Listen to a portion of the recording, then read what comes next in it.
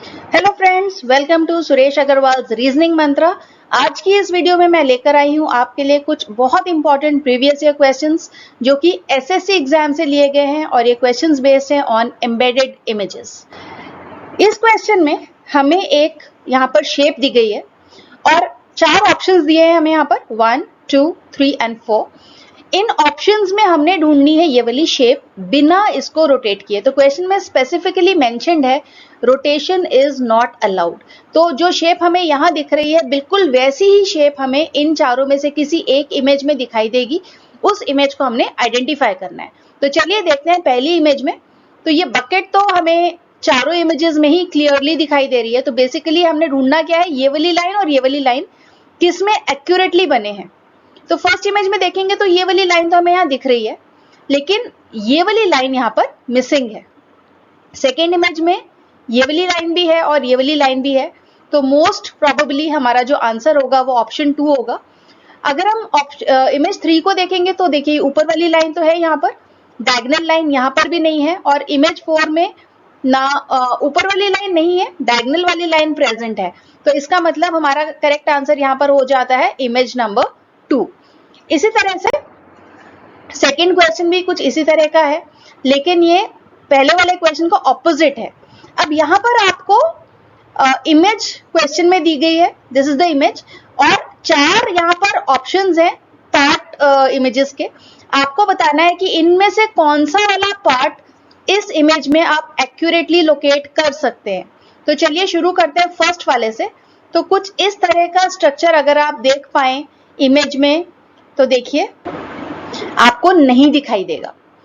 Option second जो है, इस तरह का सर्कुलर वाला पार्ट हमें यहां पर दिखाई दे रहा है। ये देखिए कुछ सर्कुलर सा पार्ट दिख रहा है, लेकिन अगर हम इसको इस तरह से फाइंड करने की कोशिश करें तो ये हम रिलेट नहीं कर पा रहे।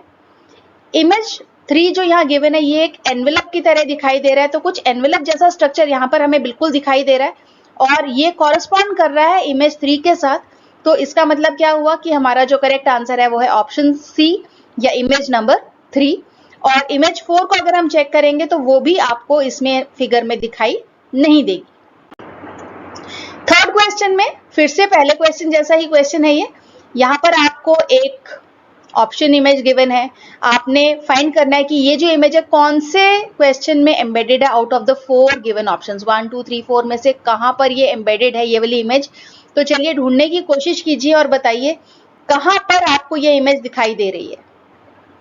तो ऐसा सा एक ट्रायंगल यहाँ दिखाई तो दे रहा है, बट इसमें जो वर्टिकल लाइन, ये वाली जो लाइन हमें यहाँ दिखाई दे रही है वो हमें यहाँ पर दिखाई नहीं दे रही है। Similarly in the second figure also triangle तो है बट लाइन नहीं है। थर्ड फिगर में भी ट्रायंगल है, लाइन नहीं है, बट जो फोर्थ फिगर है देखिए इसमें ट्रायंगल भी है और लाइन भी है। तो इसीलिए हमारा आंसर हो जाता है option 4 for this one. Remember ये सभी क्वेश्चन जो है ये एसएससी एग्जाम क्वेश्चंस है, तो बहुत ही इंपॉर्टेंट क्वेश्चंस है। प्रैक्टिस जरूर कीजिएगा, इस तरह के क्वेश्चंस हमेशा आते हैं एसएससी एग्जाम में और हर साल 2 क्वेश्चन तो डेफिनेटली एक पेपर में होते ही हैं। तो ये जो क्वेश्चंस होते हैं ये सिर्फ प्रैक्टिस बेस्ड क्वेश्चंस हैं। कितना शार्पली आप किसी चीज को ऑब्जर्व कर सकते हैं उस चीज पे आपने यहाँ पर अपना फोकस रखना है।